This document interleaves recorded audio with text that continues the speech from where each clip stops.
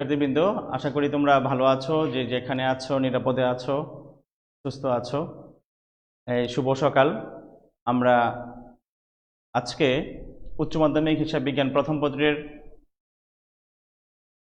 দ্বিতীয় অধ্যায়ের হিসাবের বৈষম্য যে চ্যাপ্টারটি আমি শুরু করেছিলাম তার দ্বিতীয় ক্লাস নিয়ে তোমাদের সামনে উপস্থিত হয়েছি। আমি মোহাম্মদ নাসির উদ্দিন, সহকারী অধ্যাপক, হিসাব বিজ্ঞান বিভাগ, ঢাকা কলেজ। তোমরা এরই মধ্যে গত ক্লাসের যে ক্লাসটি করেছো, আমি দেখেছি তোমরা অনেকেই কমেন্টস করেছো যে এবং ক্লাসটি ফলো করেছো। আমি অত্যন্ত আনন্দিত হয়েছি তোমাদের কমেন্টস দেখে, এবং কিছু কিছু ক্ষেত্রে আমি রিপ্লাই করেছি। এবং আজও আমি আশা করব তোমরা যদি তোমাদের কোথাও কোনো কোশ্চেন থাকে, কোয়ারি থাকে, জানার ইচ্ছে থাকে, কোথাও কোনো অসম্পূর্ণতা থাকে, তোমরা সেগুলো কমেন্টসে লিখবে। তাহলে আমরা তোমাদের সেই প্রশ্নের উত্তরগুলো দেওয়ার চেষ্টা করব। তো হিসাবের বৈষম্য যে চ্যাপ্টারটি আমরা শুরু করব, সেই চ্যাপ্টারের আমরা জানি যে ওই চ্যাপ্টারটি একটা ব্যাপক, একটি বড় একটি চ্যাপ্টার। তো আমরা সরাসরি আমরা সেই ক্লাসে চলে যাচ্ছি। যেমন নিম্নলিখিত লেনদেনগুলোর আমরা ডেবিট ক্রেডিট নির্ণয় করব। সেই ডেবিট ক্রেডিট নির্ণয় করার জন্য যে লেনদেনগুলো আছে, আমি সেই লেনদেনগুলোতে চলে যাব। তোমরা প্রশ্নটা আগে ভালো করে দেখো, ফলো করো, আমরা তারপরে সলিউশনে যাব। তো দেখো যে এখানে দেখো যে 8টি লেনদেন দেওয়া আছে। এই 8টি লেনদেনকে আমরা সুস্পষ্টভাবে প্রতিটি লেনদেনকে খুব সুন্দর করে বোঝার চেষ্টা করব এবং ধীরে ধীরে বোঝার চেষ্টা করব। আমি কিন্তু একটু তাড়াহুড়ো করব না, খুব দ্রুত আগাবো না। আমি আশা করব যে তোমরা যদি খুব স্লোলি, খুব ধীরস্থিরভাবে বোঝো, তাহলে এই বেসিক এই ট্রানজ্যাকশনগুলোর ফাংশন যদি ভালো করে বুঝতে পারো, তাহলে এই চ্যাপ্টারের সামনের যে অঙ্কগুলো আছে খুব সুন্দর করে করতে পারবে। প্রিয় শিক্ষার্থীবৃন্দ, দেখো যে প্রথম যে লেনদেনটি আছে সেটি হলো কি, জনাব রাব্বি 25,000 টাকা মূলধন নিয়ে ব্যবসা আরম্ভ করেন। এখন রাব্বি যদি 25,000 টাকা নিয়ে বিজনেস শুরু করে, তাহলে আমরা লক্ষ্য করি যে রাব্বির কাছে 25,000 টাকা ছিল, সে এই টাকা নিয়ে বিজনেস শুরু করলো। তো বিজনেস শুরু করলে তার হাত থেকে যে 25,000 টাকা আমার ব্যবসায়ী প্রতিষ্ঠানে আসলো, এই 25,000 টাকা আমার জন্য একটি সম্পদ, মানে বিজনেসের জন্য একটি সম্পদ। এখানে রাব্বি একজন পৃথক ব্যক্তি, আর ব্যবসা প্রতিষ্ঠান হবে আলাদা একটি পৃথক ব্যক্তি। বিজনেস প্রতিষ্ঠানটাকে আমি ধরে নিব একটি পৃথক একটি প্রতিষ্ঠান, পৃথক একটি এন্টিটি, আর রাব্বি থেকে এই ব্যবসা প্রতিষ্ঠান সম্পূর্ণ পৃথক, যদিও রাব্বি নিজেই এই প্রতিষ্ঠানের মালিক। অর্থাৎ মালিকানা থেকে ব্যবসা প্রতিষ্ঠানকে আমরা পৃথক দৃষ্টিভঙ্গি থেকে বিবেচনা করব। সেজন্যই মালিকের মূলধনটি হবে ব্যবসা প্রতিষ্ঠানের জন্য একটি ইন্টারনাল লায়াবিলিটিস, অন্তর্দায়। অর্থাৎ ব্যবসা প্রতিষ্ঠান মালিককে এই মূলধনের টাকা ফেরত দিবে। তো এই যে এই মূলধন আমার যখন ব্যবসায় আসলো, তখন আমার কাছে ব্যবসা প্রতিষ্ঠান বলবে আমার কাছে 25,000 টাকা নগদ আমি পেয়েছি, আর মালিক আমার কাছে 25,000 টাকা পাবে মালিকের মূলধন স্বরূপ। তাহলে প্রথম লেনদেনটির আমি যদি ডেবিট এবং ক্রেডিট নির্ণয় করি, আমরা বোর্ডে যাই। প্রথম যে লেনদেনটি আছে সেই লেনদেনটির আমি যদি ডেবিট ক্রেডিট নির্ণয় করি, তাহলে কি হবে? ব্যবসা প্রতিষ্ঠান এখানে নগদ টাকা পেয়েছে,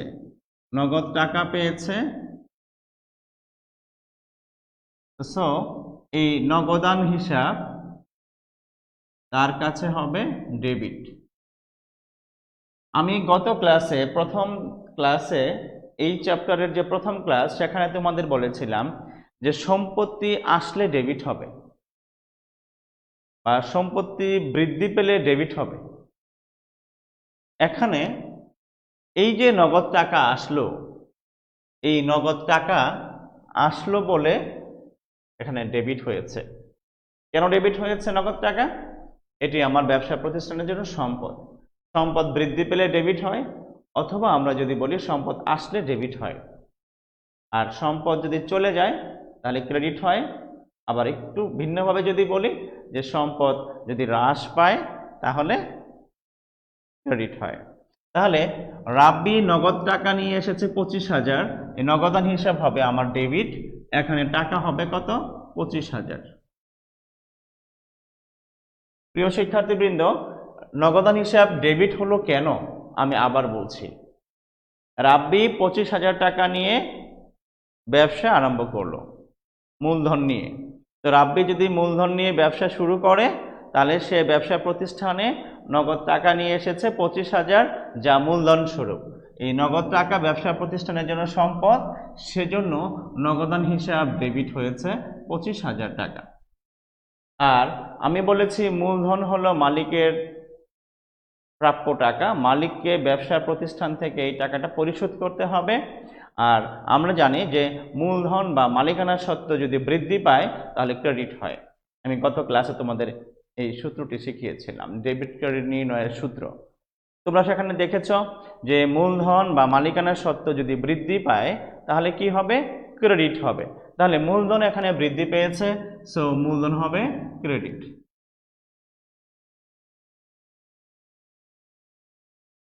মূলধন হিসাব ক্রেডিট, মূলধন হিসাব ক্রেডিট 25,000 টাকা। প্রিয় শিক্ষার্থীবৃন্দ দেখো, তাহলে আমি এখানে ডেবিট এবং ক্রেডিট নির্ণয় করেছি।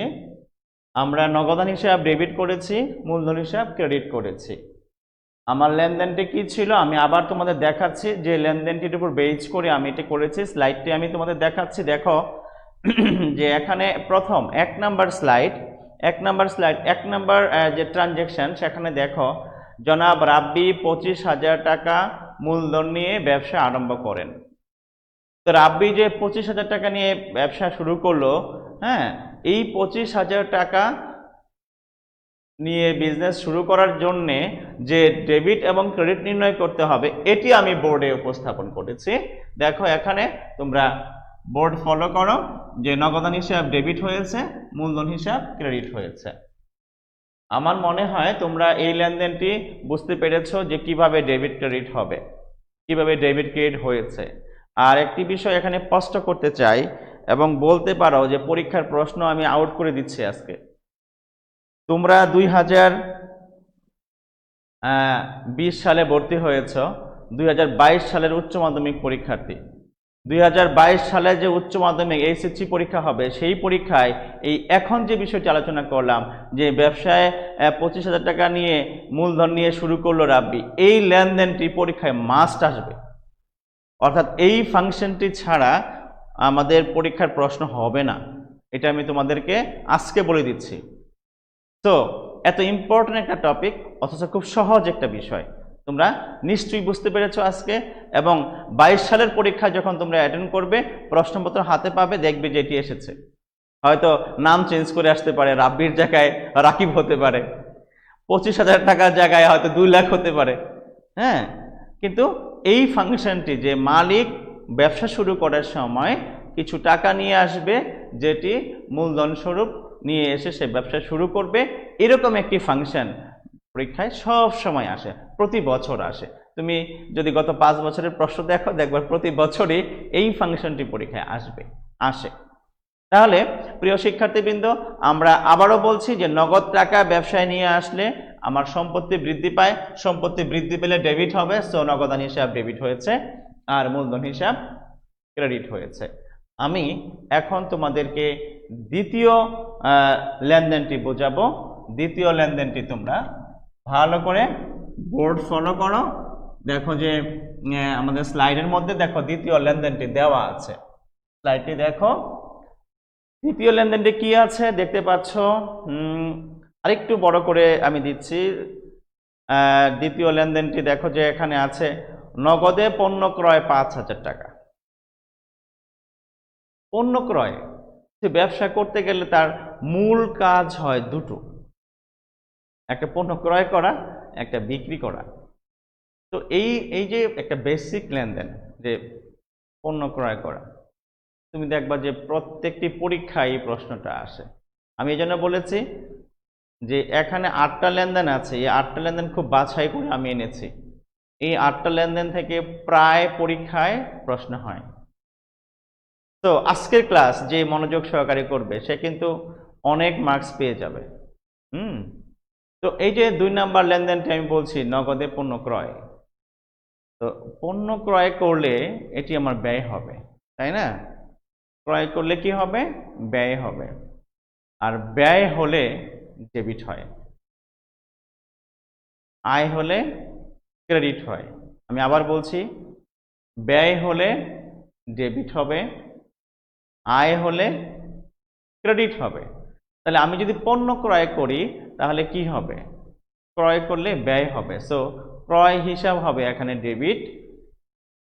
আর নগদে পণ্য ক্রয় করার কারণে নগদ যে আমার হাতে সম্পত্তি ছিল সেই নগদ টাকা কমে যাবে, নগদ টাকা হ্রাস পাবে। তো নগদ টাকা যদি হ্রাস পায়, সম্পত্তি যদি হ্রাস পায়, সম্পত্তি যদি কমে যায়, সম্পত্তি যদি চলে যায়, তাহলে কি হয়? কিছুক্ষণ আগে কিন্তু বলেছি সম্পত্তি চলে গেলে ক্রেডিট হবে। তাহলে এখানে ক্রয় হিসাব হবে ডেবিট আর নগদান হিসাব হবে ক্রেডিট। আমি বোর্ডে লিখে দিচ্ছি, তোমরা তুলে নিতে পারো। নগদে পণ্য ক্রয়, আমার প্রশ্নটি ছিল এমন, নগদে পণ্য ক্রয় ছিল, তাই না? নগদে পণ্য ক্রয় 5,000 টাকা। এই যে নগদে পণ্য ক্রয় 5,000 টাকা, এটি আমি এখন ডেবিট নির্ণয় করব আর ক্রেডিট নির্ণয় করব। তো ডেবিট ক্রেডিট নির্ণয় করলে আমি বলেছি আমি যদি ক্রয় করি তাহলে কি হবে? ব্যয় হবে। ব্যয় হলে কি হয়? ডেবিট হয়। ব্যয় হলে ডেবিট হয়। আর আয় হলে কি হয়? ক্রেডিট হয়। তাহলে নগদে পণ্য ক্রয়, ক্রয় হিসাব ডেবিট,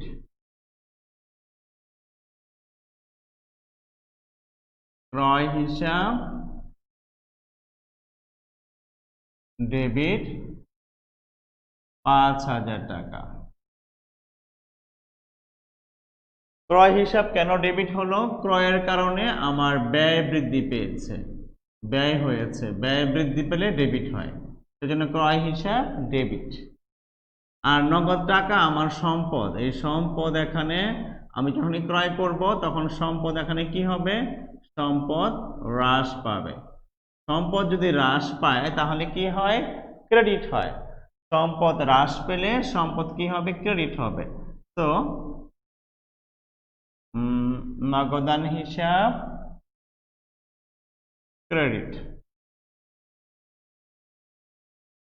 5,000 টাকা। তাহলে কি হলো? নগদে পণ্য ক্রয়, নগদে পণ্য ক্রয় 5,000 টাকা, ক্রয় হলো আমার ব্যয়, ব্যয় হলে ডেবিট হবে, সো ক্রয় হিসাব ডেবিট, ক্রয় হিসাব ডেবিট 5,000 টাকা।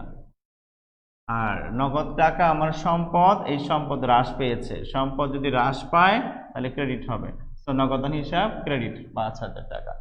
তো প্রিয় শিক্ষার্থীবৃন্দ, তোমরা নিশ্চয়ই বুঝতে পারছো যে যেখানে আছো, যে সিচুয়েশনে আছো, মনোযোগ দিয়ে শুনলে কিন্তু আজকের এই ক্লাস থেকে আমরা ভালো ভালো একটা লেসন পাবো, খুব ভালো একটি প্রস্তুতি আমাদের হয়ে যাবে।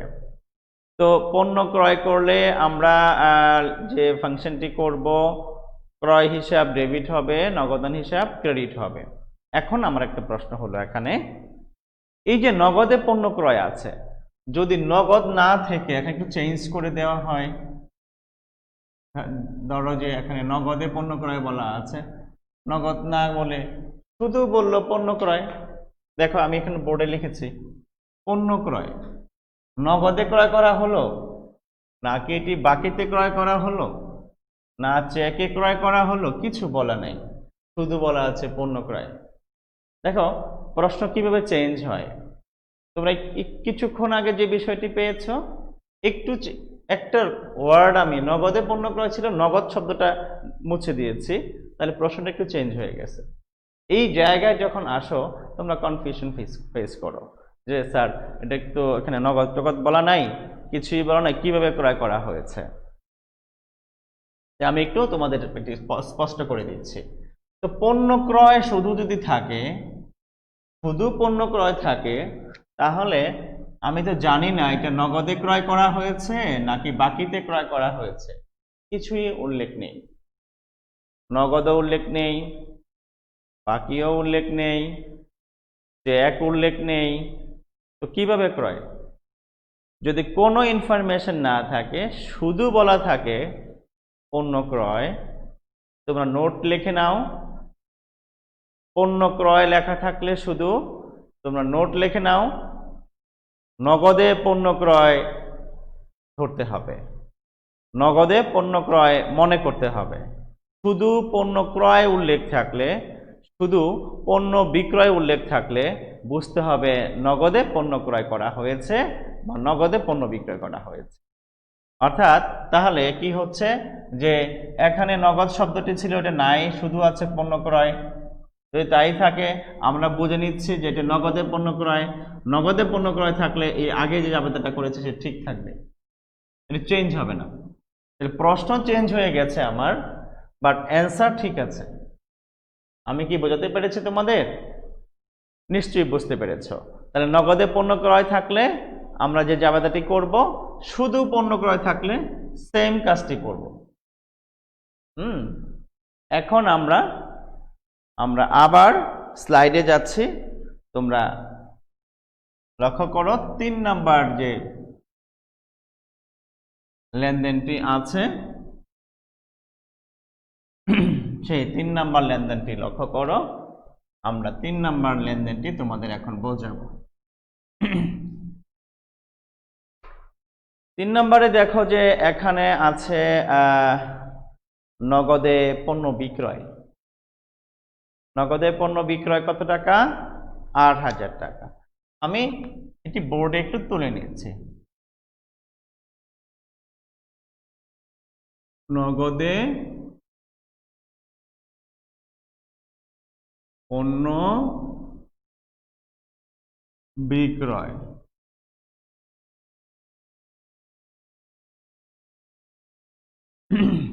নগদে পণ্য বিক্রয় ৮,০০০ টাকা।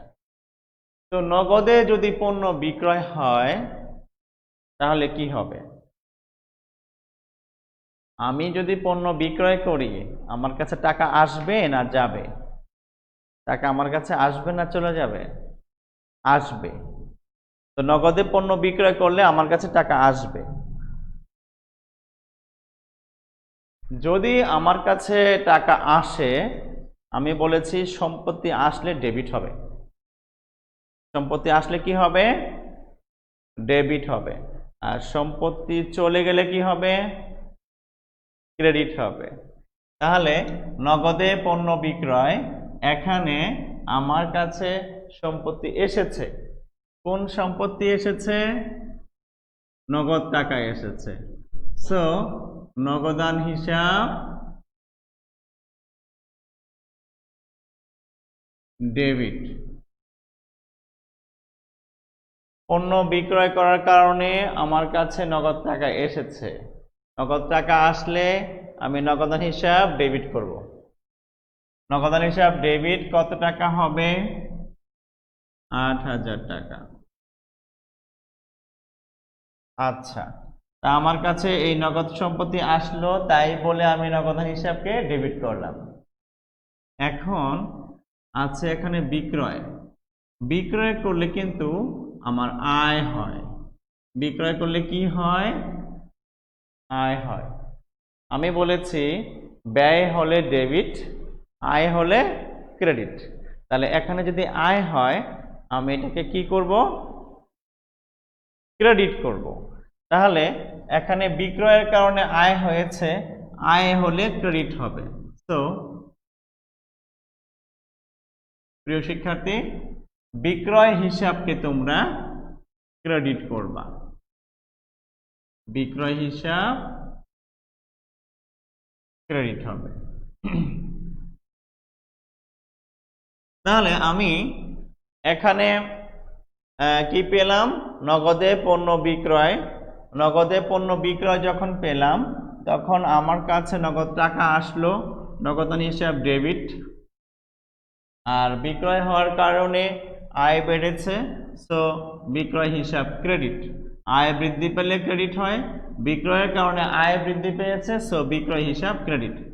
তাহলে আমি যদি এখানে আবার রিপিট করি, নগদে পণ্য বিক্রয় কি হবে, ডেবিট কোনটি হবে, ক্রেডিট কোনটি হবে? নগদে পণ্য বিক্রয় করা হলে নগদ টাকা আমার কাছে আসবে, সম্পত্তি আসলে কি হবে, ডেবিট হবে। নগদান হিসাব ডেবিট, তোমরা বোর্ডে ফলো করো, নগদান হিসাব ডেবিট। আর বিক্রয় হিসাব কি হবে, ক্রেডিট হবে, তো বিক্রয় হিসাব ক্রেডিট। এই যে ফাংশনটি, এটি মোস্ট ইম্পর্টেন্ট একটি ফাংশন। আমি তিনটি ফাংশন তোমাদের বোঝালাম, তিনটি ট্রানজ্যাকশন বোঝালাম। তিনটি ট্রানজ্যাকশনই মোস্ট ইম্পর্টেন্ট পরীক্ষায়। হ্যাঁ, প্রতিটি পরীক্ষায় এই জায়গা থেকে প্রশ্ন আসে, এই লেনদেনগুলো আসে, নানাভাবে ঘুরিয়ে ফিরিয়ে আসে। তুমি যদি বলো, যারা তোমরা এসএসসিতে কমার্সে ছিলা, এসএসসিতে বিজনেস স্টাডিজের স্টুডেন্ট ছিলা, তোমরা জানো যে জাবেদা হয়, খতিয়ান হয়, রেওয়ামিল হয়, নগদান বই হয়, ক্রয় জাবেদা হয়, বিক্রয় জাবেদা হয়। এই চ্যাপ্টারগুলোর নাম তোমরা শুনেছো সবাই। যারা সায়েন্স থেকে বা আর্টস থেকে ভর্তি হয়েছো তারা হয়তো জানো না, তাদের জন্য আমরা একটু ডিপলি কথা বলছি, আলোচনা করছি। হ্যাঁ, তো এই যে আমি কতগুলো তোমার চ্যাপ্টারের নাম বললাম, কতগুলো হিসাবের বইগুলোর নাম বললাম, যে জাবেদা, খতিয়ান, তোমার নগদান বই, হ্যাঁ, ক্রয় বই, বিক্রয় বই, ক্রয় জাবেদা, বিক্রয় জাবেদা, নগদ প্রাপ্তি জাবেদা, নগদ প্রদান জাবেদা, এই যে ফাংশনগুলো এখানে, এই যে হিসাবের বইগুলো আছে, এখান থেকে পরীক্ষায় 20 নাম্বারের প্রশ্ন আসে। তোমরা শুনে অবাক হবে। এই যে চ্যাপ্টারটি আমি শুরু করেছি, দ্বিতীয় অধ্যায়, এই দ্বিতীয় অধ্যায় অত্যন্ত গুরুত্বপূর্ণ এক চ্যাপ্টার। এই চ্যাপ্টার থেকে দুটি প্রশ্ন পরীক্ষায় আসে এবং 20 নাম্বার। এই দুটি প্রশ্নের মধ্যে, যে 20 নাম্বারের প্রশ্নের মধ্যে আজকের যে আলোচ্য লেনদেনগুলো, আজকের যে ফাংশনগুলো আমি কথা বলবো, এখান থেকে প্রায় প্রতিটি লেনদেন পরীক্ষায় এখানে ঘুরিয়ে ফিরে নানাভাবে পরীক্ষায় আসে। তো আজকের ক্লাসটি তোমরা খুবই গুরুত্ব দাও, খুবই মনোযোগ দাও, তাহলে তোমাদের অনেক অনেক বেশি বেনিফিট হবে। আমি আবার স্লাইডে যাচ্ছি, তোমরা স্লাইডটি দেখো, 4 নাম্বার ট্রানজ্যাকশনটি দেখো। 4 নাম্বার ট্রানজ্যাকশনে কি আছে দেখো। 4 নাম্বার ট্রানজ্যাকশনে দেখো আছে যে কর্মচারীদের আমরা বেতন দিয়েছি। আমার ব্যবসায় প্রতিষ্ঠানে কর্মচারীরা কাজ করে, সকাল থেকে সে বিকেল পর্যন্ত কাজ করে, সন্ধ্যে পর্যন্ত কাজ করে। তো আমার এই প্রতিষ্ঠানটি পরিচালনা করে যারা, তাদেরকে আমি মাস শেষে কি দিব, মাস শেষে তাদেরকে পয়সা দিব, বেতন দিব। তো তাদেরকে যে মাস শেষে বেতন দিব, বেতন দিলে আমার কি হবে, আয় হবে নাকি ব্যয় হবে বলো তো?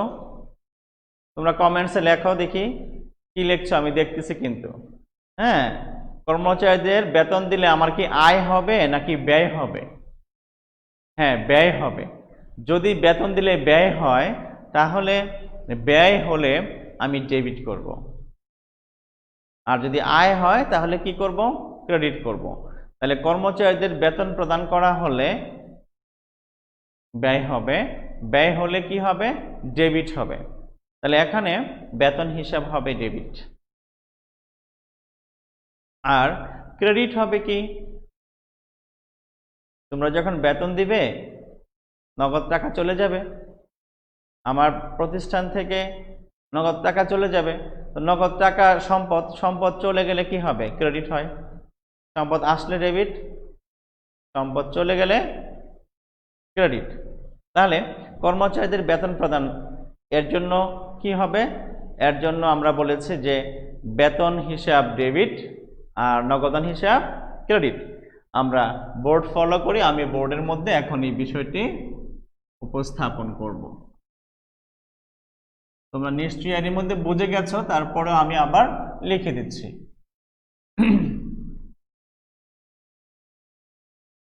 কর্মচারীদের বেতন প্রদান।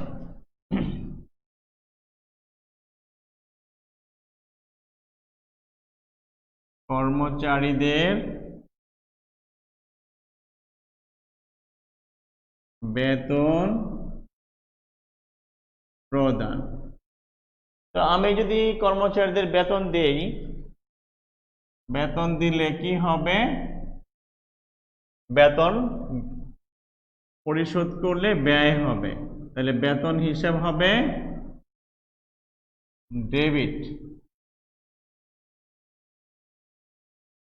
আর নগদান হিসাব হবে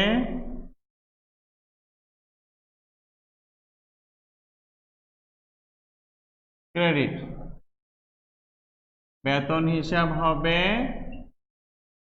ডেবিট, নগদান হিসাব হবে ক্রেডিট। বেতন কেন ডেবিট হয়েছে? বেতন পরিশোধ করার কারণে আমার ব্যয় হয়েছে, ব্যয় হলে ডেবিট হবে, সেজন্য বেতন হিসাব ডেবিট হয়েছে। নগদান হিসাব ক্রেডিট হয়েছে কেন? নগদ টাকা আমার সম্পদ, নগদ টাকা চলে গেলে সম্পদ কমে যাবে, সম্পদ কমে গেলে ক্রেডিট হবে। তো নগদান হিসাব ক্রেডিট। নিশ্চয়ই তোমরা বুঝতে পারছো যে কর্মচারীদের বেতন প্রদান করা হলে বেতন হিসাব ডেবিট, নগদান হিসাব ক্রেডিট কেন হলো।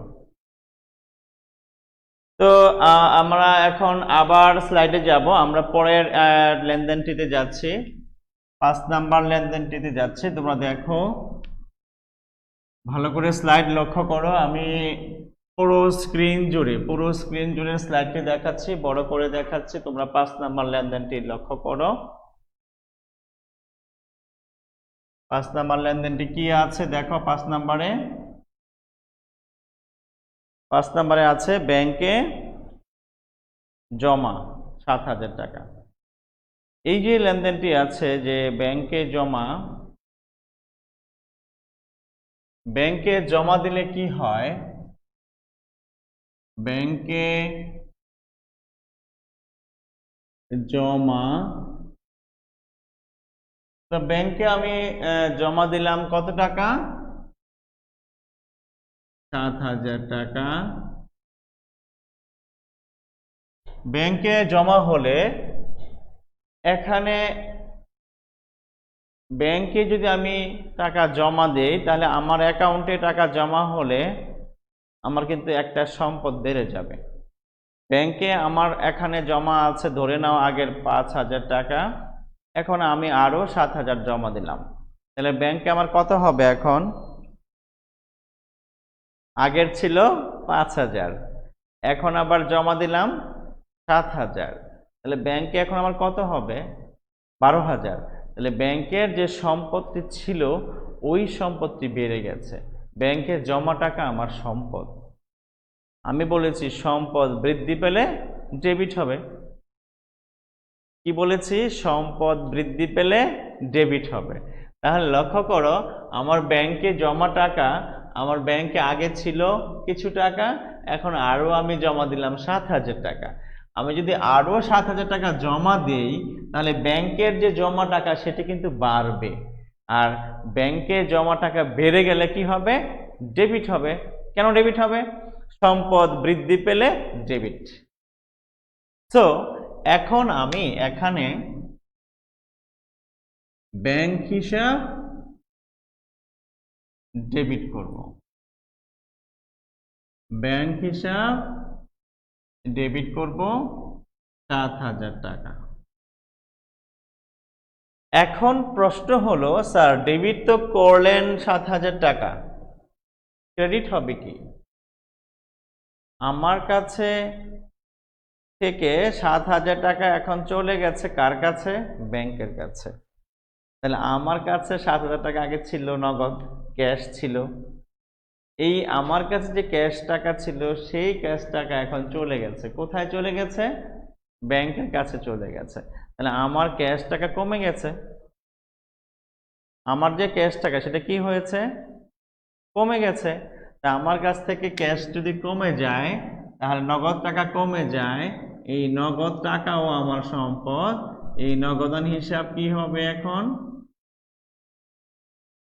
ক্রেডিট হবে।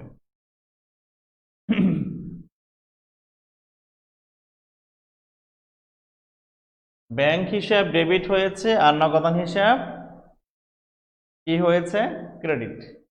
নগদান হিসাব কেন ক্রেডিট হলো? নগদ টাকা সম্পদ, আর এই সম্পদ কমে গেছে।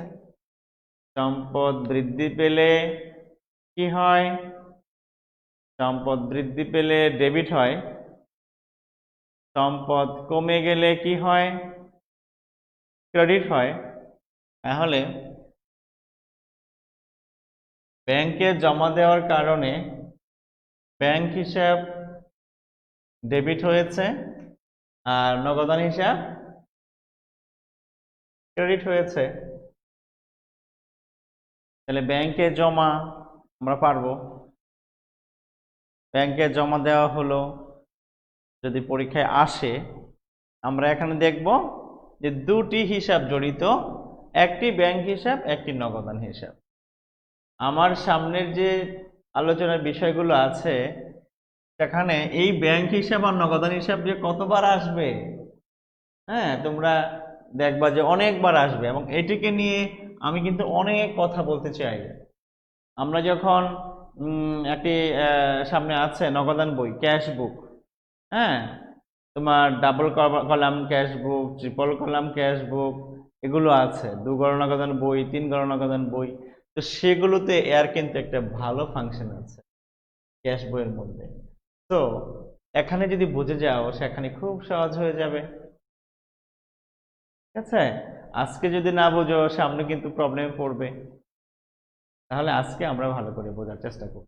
ঠিক আছে, প্রিয় শিক্ষার্থী বন্ধুরা, ব্যাংক হিসাব ডেবিট হবে, নগদান হিসাব ক্রেডিট হবে। এখানে দুটি আমার সম্পদ জাতীয় হিসাব।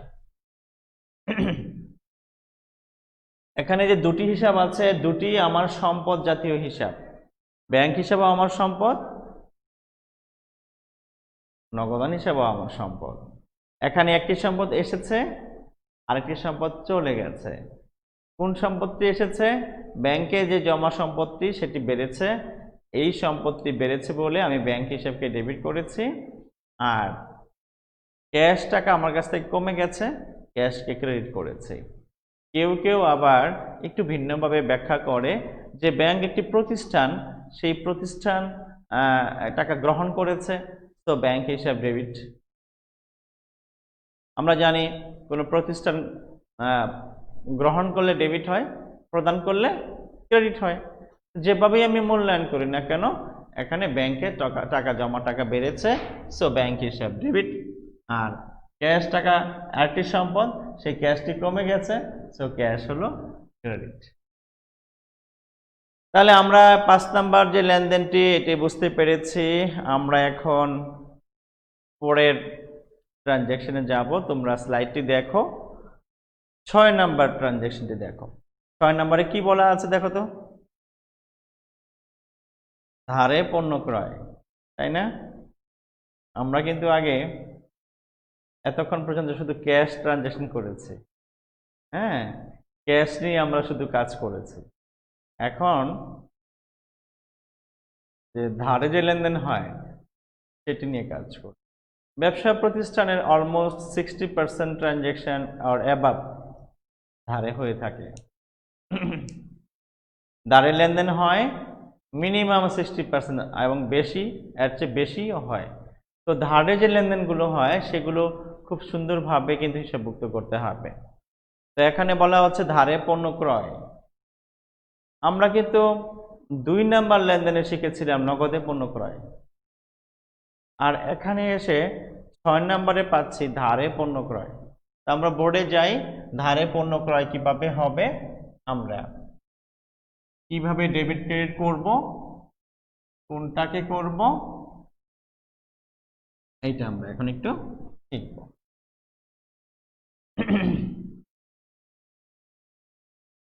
ধারে পণ্য ক্রয়। তো ধারে যদি আমি পণ্য ক্রয় করি, আমার ক্রয় তো আমার কি, ক্রয় হলে আমার কি হবে, আমি বলেছি ব্যয় হবে। ধারে পণ্য ক্রয় আমি ধরে নিলাম 2000 টাকা। তো 2000 টাকা আমার যদি ধারে পণ্য ক্রয় হয়, ক্রয়ের কারণে আমার কি হবে? ব্যয় হবে। ব্যয় হলে কি হয়? ব্যয় হলে কি হয় বলতো? ব্যয় হলে ডেবিট হয়। ব্যয় হলে ডেবিট হয়। আর আয় হলে কি হয়? আয় হলে কি হয় বলতো? আয় হলে ক্রেডিট হয়। তাহলে এই ক্রয়ের কারণে আমার হয়েছে ব্যয়, সো এখানে ক্রয় হিসাব কি হবে? ডেবিট হবে। ক্রয় হিসাব কি হবে? এখানে ক্রয় হিসাব হবে ডেবিট। ক্রয় হিসাব ডেবিট হয়েছে। কেন ডেবিট হয়েছে? আমি কিছুক্ষণ আগে ওইটা বুঝিয়েছি তোমাদের যে ক্রয় হলে ব্যয় হবে, ব্যয় হলে ডেবিট হবে। সো ক্রয় হিসাব ডেবিট। এখানে তোমাদের কোশ্চেন নাই, তাই না? তারপরে আমি বলেছি যে আমার এখন ক্রেডিট কি হবে। আমরা কিন্তু 2 নম্বর লেনদেনে শিখেছিলাম যে নগদে পণ্য ক্রয়, নগদে ক্রয় করা হলে ক্রয় হিসাব কি হয়েছে? ডেবিট। আর নগদান হিসাব ক্রেডিট। তো নগদান হিসাব যখন ক্রেডিট হয়েছে তখন আমরা নগদান হিসাবকে ক্রেডিট লিখেছি। কিন্তু এখানে দেখো ধারে বলেছে, ধারে ক্রয়। তো ধারে যদি ক্রয় করে তাহলে আমি যার কাছ থেকে ধারে ক্রয় করব সে কিন্তু আমার কাছে টাকা পাবে, তাই না? আমি যদি রাজীবের কাছ থেকে ধারে পণ্য ক্রয় করে, রাজীব আমার কাছে টাকা পাবে। আমি যদি পারভেজের কাছ থেকে পণ্য ক্রয় করি ধারে, তাহলে পারভেজ আমার কাছে টাকা পাবে। তো যে আমার কাছে টাকা পাবে সেটি আমার দায়। সেটি কি? দায়। এবং ওই টাকা আমাকে পরিশোধ করতে হবে। আমরা মনে রাখবো যে যে পরিমাণ অর্থ আমরা কাউকে পরিশোধ করতে বাধ্য সেটি আমার দায়। যে পরিমাণ অর্থ আমি আইনগত কাউকে পরিশোধ করতে বাধ্য তাকে আমি কি বলবো? দায় বলবো। তাহলে এখন আমি যার কাছ থেকে ধারে পণ্য ক্রয় করেছি সে তো আমার কাছে টাকা পাবে, ওই টাকাটা আমার পরিশোধ করতে হবে। পরিশোধ করতে হলে এটি আমার কি হবে? দায় হবে। তাহলে দায় যদি হয় আমরা মনে রাখবো ধারে পণ্য করার কারণে এখানে দায়ের সৃষ্টি হবে। আর দায় হলে আমরা জানি কি হয়? ক্রেডিট হয়। দায় হলে কি হবে? ক্রেডিট হবে। তো এখানে যে আমার কাছে টাকা পাবে সে তাকে আমি কি নামে ডাকবো? তাকে আমি বলবো প্রদেয় হিসাব। প্রদেয় হিসাব। আমরা এটাকে আগে আমরা বলতাম পাওনাদার হিসাব। এটা ব্রিটিশ পদ্ধতিতে আমরা যখন করতাম, ট্রেডিশনাল সিস্টেমে করতাম, তখন এটাকে বলতাম পাওনাদার হিসাব। তো এখন আমরা বলতে চাচ্ছি যে এই পাওনাদার হিসাবটা আমরা লিখবো না, এটা না লিখে আমরা প্রদেয় হিসাব লিখবো। তোমরা যদি কেউ লিখে ফেলো তাতে তোমাদের কেউ নাম্বার কাটবে না, না লেখাটা ভালো, উত্তম। ঠিক আছে? সো এই পাওনাদার হিসাব তোমরা না লিখে প্রদেয় হিসাব লিখবা। ঠিক আছে? আমরা এই পাওনাদারটা মুছে দিলাম। আমরা এটা লিখেছি কেন? তোমাদের বোঝার জন্য। তোমরা অনেকে কি করো? পাওনাদার হিসাব লেখো। তো ধারে ক্রয় করা হলে আমার দায় সৃষ্টি হবে, আর এটি আমার পাওনাদার বা প্রদেয় হিসাব। সো প্রদেয় হিসাব ক্রেডিট হবে। তাহলে এখানে ক্রয় হলো 2000 টাকা আর প্রদেয় হিসাব হলো 2000 টাকা। ঠিক আছে? আমরা ধারে পণ্য ক্রয় করার কারণে ক্রয় হিসাব ডেবিট হয়েছে, প্রদেয় হিসাব ক্রেডিট হয়েছে। তোমরা নিশ্চয়ই বুঝতে পারছো যে ক্রয় হিসাব ডেবিট কেন হলো, প্রদেয় হিসাব ক্রেডিট কেন হলো। প্রিয় শিক্ষার্থীবৃন্দ, সারা বাংলাদেশ থেকে তোমরা আমাদের সাথে আছো। আমরা কিন্তু অত্যন্ত আনন্দিত যে তোমরা এত মনোযোগের সাথে এত দূর থেকে এখানে আমাদের সাথে যুক্ত হয়েছো। তোমাদেরকে আমরা এই সামান্যতম সেবা দিতে পেরে আমরা অত্যন্ত আনন্দিত, গর্বিত। তোমরা এই ক্লাসগুলো খুব অত্যন্ত অত্যন্ত মনোযোগের সাথে করবে এবং খুব পজিটিভ কমেন্টসগুলো করবে। যেমন আমি বলতে চাচ্ছি, তুমি যা বুঝবে না সেটি লিখবে, তোমার কোথায় কোথায় সমস্যা সেটি লিখবে, কিন্তু তোমরা এমন কিছু লিখবে না যেটি আমাদের এই একাডেমিক ফাংশনের বাইরে। আমাদের এই শিক্ষা কার্যক্রমের সাথে জড়িত যে বিষয়গুলো সেগুলো লিখবে।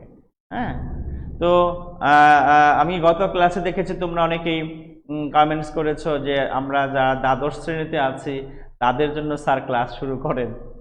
হ্যাঁ, আমরা একাদশের তো স্যার অনেক দিন ক্লাস নিতে পারবেন, দ্বাদশের সময় খুব বেশি নাই, দ্বাদশের ক্লাস তা আমরা এটি খুব সহসাই খুব দ্রুতই শুরু করে দিব, অলরেডি সেই প্রস্তুতি চলছে।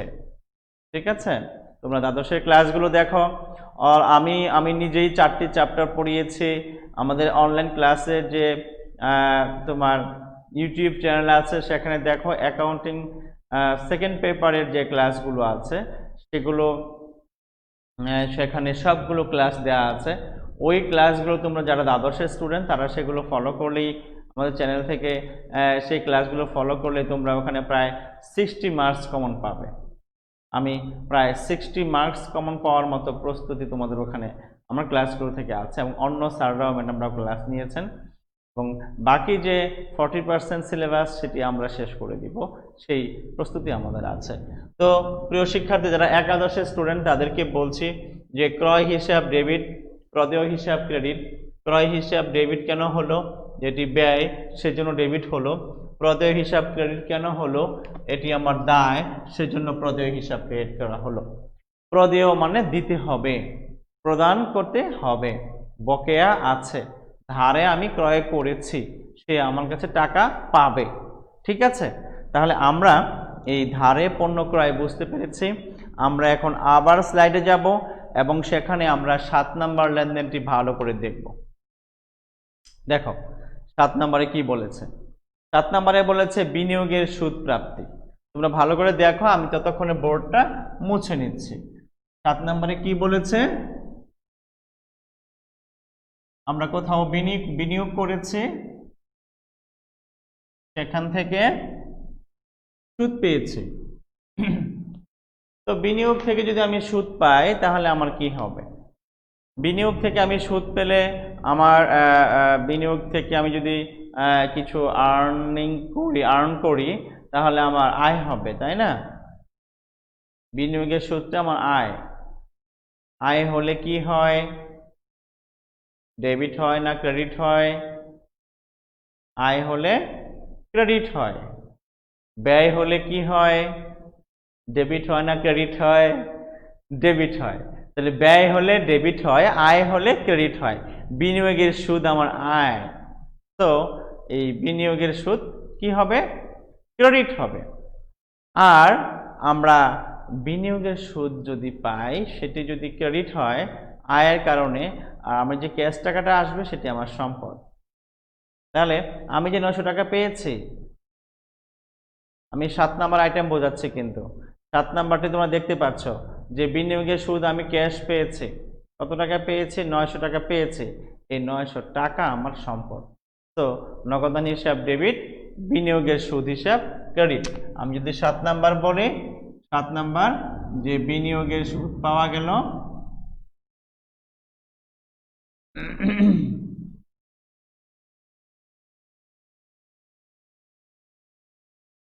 বিনিয়োগের সুদ পাওয়া গেল, আমি কি লিখব? আমি লিখব নগদান হিসাব ডেবিট বিনিয়োগের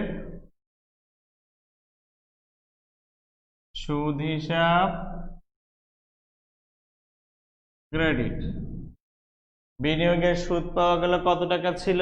900 টাকা ছিল এখানে, 900 টাকা। তো 900 টাকা হবে এখানে ডেবিটে, 900 টাকা হবে ক্রেডিটে। আমরা জানি যে পরিমাণ টাকা ডেবিট হবে তার সমপরিমাণ টাকা ক্রেডিট হবে। দ্যাট ইজ দুতরফা দাখিলা পদ্ধতি, যেটি আমি গত ক্লাসে তোমাদের বুঝিয়েছি যে দুতরফা দাখিলা পদ্ধতি এমন একটি পদ্ধতি যে পদ্ধতিতে প্রতিটি ডেবিটের সমপরিমাণ ক্রেডিট টাকা হয়ে থাকে। তাহলে বিনিয়োগের সুদ প্রাপ্তি আমার 900 টাকা, এখানে আমার ডেবিট হয়েছে, নগদান হিসাব ডেবিট 900 টাকা, আর বিনিয়োগের সুদ আমার আয়, এখানে ক্রেডিট হয়েছে 900 টাকা। বিনিয়োগের সুদ আমার এখানে কি, এটি আমার আয়, সেজন্য আয় দেখে ক্রেডিট, আর নগদান হিসাব কি, সম্পদ, সম্পদ বলে এটি ডেবিট। আমরা লক্ষ্য করছি যে বিনিয়োগের সুদ আমরা মোটামুটি একটা আয়ের এন্ট্রি পেয়েছি, সেটি কিভাবে হয়েছে বুঝতে পেরেছি। আরেকটি লেনদেন দিয়ে আজকের ক্লাস আমি শেষ করব, সেটি হলো, দেখো স্লাইড দেখো, তোমরা দেখো অষ্টম ট্রানজ্যাকশনটি দেখো, আসবাবপত্র ক্রয়, সম্পত্তি ক্রয়। তো আমরা বোর্ড ফলো করি, সবাই বোর্ডটা দেখি যে আমরা এই আসবাবপত্র ক্রয় আমরা কি করব। আসবাবপত্র যদি তুমি ক্রয় করো,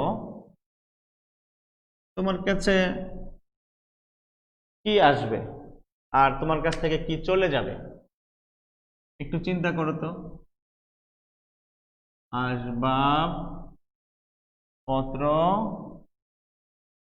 ক্রয়, আসবাবপত্র আমি যদি ক্রয় করি, হ্যাঁ, তাহলে আমার আসবাবপত্র আমার কাছে আসবে। আমি একটি চেয়ার কিনেছি বা আমি একটি টেবিল কিনেছি, এই টেবিল যে আমি কিনলাম বা আমি চেয়ার কিনলাম, এটি আমার কাছে আসলো, এটি আমার কি, আয়, ব্যয়, সম্পদ, দায়। যদি এমসিকিউ প্রশ্ন হয় তাহলে চারটার মধ্যে কোনটি সঠিক? আসবাবপত্র, আয়, ব্যয়, সম্পদ, দায়, কোনটি সঠিক?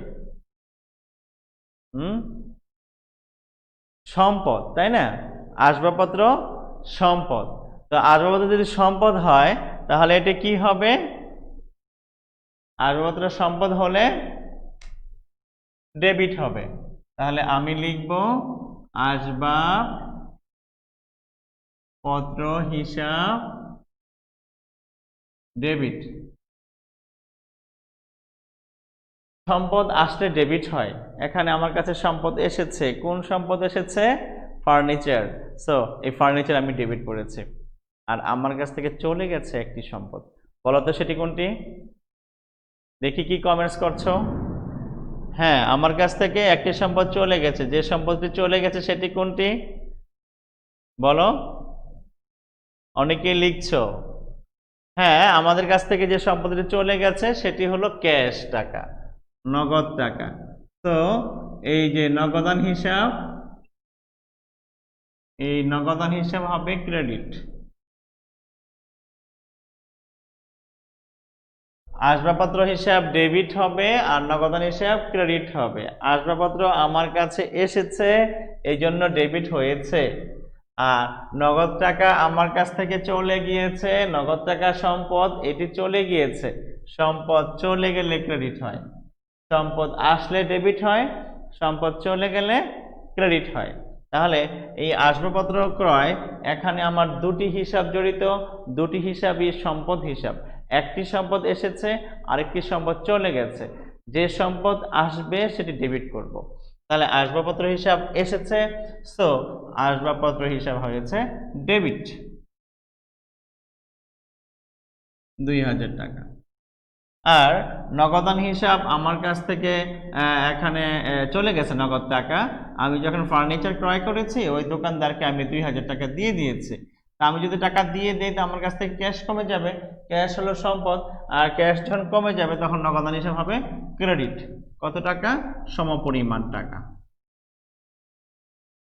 তাহলে আমরা এই যে আলোচনা করলাম, আজকের ক্লাসটা আমি এখানেই শেষ করব। তোমাদেরকে এই যে বিষয়টি দেখো, এখানে আমরা যে 8টি লেনদেন নিয়ে কথা বলেছি, এই 8টি লেনদেন তোমরা যদি ভালো করে ফলো করো, এখানে দেখবি আয় আছে, এখানে ব্যয় আছে, এখানে সম্পদ আছে, এখানে মালিকানা সত্ত্ব আছে।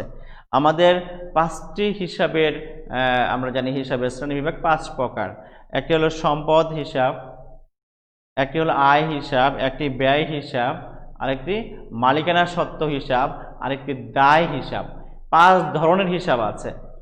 হিসাবের যে আধুনিক ক্লাসিফিকেশন, হিসাবের যে এই যে শ্রেণী বিভাগ, এই 5টি শ্রেণী বিভাগের 5টি উদাহরণ এখানে আমি নিয়ে এসেছি। এই 5টি ফাংশন যে বুঝবে তার এই পৃথিবীতে অ্যাকাউন্টিংয়ের কোনো প্রবলেম থাকবে না।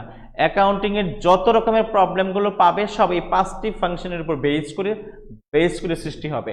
অতএব সামনে আমরা যত জটিল অঙ্কে যাব সব জায়গায় পাবো এই বেস। আজকে যে বেস তৈরি করলাম তোমাদের, আজকে যে আমি ফাউন্ডেশন তৈরি করলাম, এই ফাউন্ডেশনের উপর ভিত্তি করে আমরা সামনে এগিয়ে যাব দুরন্ত গতিতে, সেই প্রত্যাশায় রইলাম। ধন্যবাদ, সবাই ভালো থাকো, আল্লাহ হাফেজ।